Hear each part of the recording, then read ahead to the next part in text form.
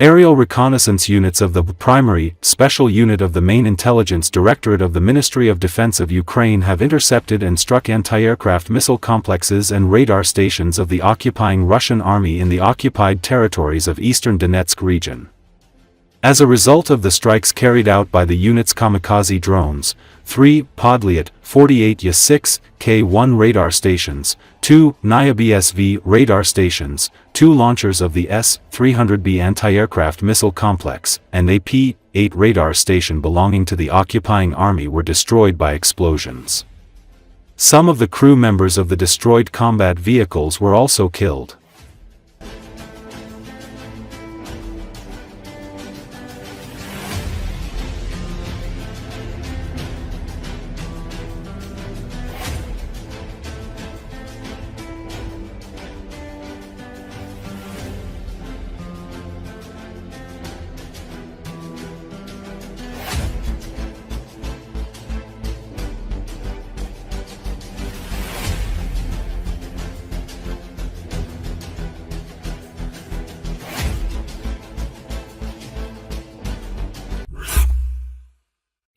The Ukrainian 3rd Assault Brigade conducted a ground-breaking operation by employing FPV drones alongside ground-based kamikaze drones to attack fortified Russian infantry positions in the Borova direction. This forced the Russians into panic and allowed the Ukrainians to recapture territory without even setting their foot on the ground, Euromaidan Press media outlet reports. The Ukrainian 3rd Assault Brigade, now the leading formation within Ukraine's 3rd Army Corps after recent restructuring, operates in the Borova direction and is frequently deployed in offensive operations across the entire sector. Renowned for its battle-hardened capabilities, the brigade works closely with local units, demonstrating exceptional planning, tactical precision, and advanced assault methods that set the standard for modern warfare. This status was recently confirmed through an unprecedented achievement. They executed the world's first successful assault entirely using air and ground drones, capturing Russian-held positions without deploying infantry, Euromaidan Press says. During the assault, FPV drones first struck enemy fortifications, causing severe damage and panic among the defending troops. Following this, unmanned ground vehicles loaded with powerful explosives moved toward the already battered Russian dugouts. As the first drone loaded with anti-tank mines detonated, the Russian soldiers became aware of the imminent death threat and quickly created a makeshift cardboard sign to signal their surrender. With no Ukrainian soldiers physically present to engage, the enemy troops found themselves defenseless against this innovative, drone-only offensive, Euromaidan Press says. After their surrender, the surviving Russian soldiers were guided by an aerial drone directly to Ukrainian lines, where they were taken prisoner without resistance. Shortly afterward, Ukrainian infantry calmly entered and secured the captured positions, including nearby forested terrain, without firing a single shot or spilling a drop of Ukrainian blood.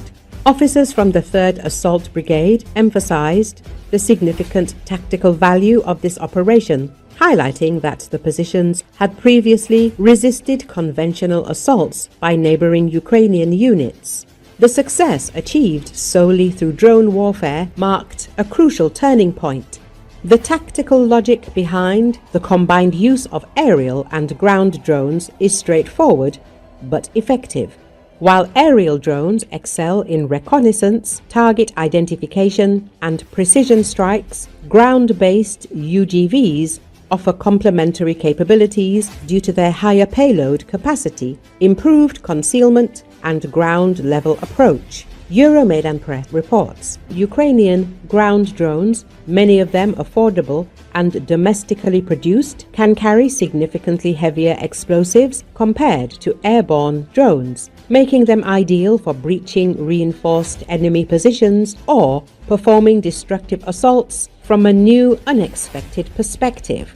Additionally, ground drones provide versatile battlefield support, Beyond offensive roles, they serve as evacuation vehicles, resupply carriers, or even remote-controlled mining platforms. The 3rd Assault Brigade continues to lead innovation in warfare, marking a distinct evolution in combat operations.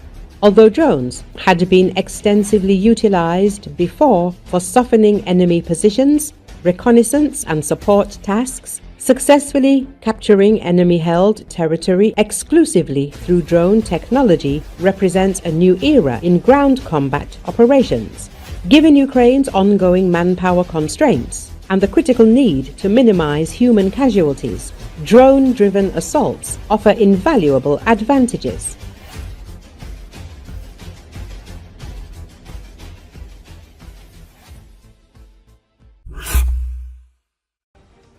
Ukrainian troops dropped several air bombs on the Russian headquarters in the village of Tetkino in the Kursk region, further destroying the sugar factory where enemy troops were hiding. This time the target was well known. Russian troops had once again set up headquarters in the building.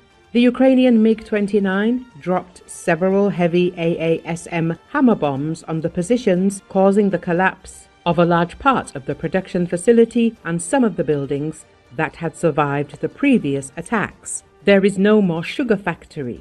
There is no more headquarters. There is no more Tetkino. Soon there will be no more Kursk region, but there will be Kursk People's Volost.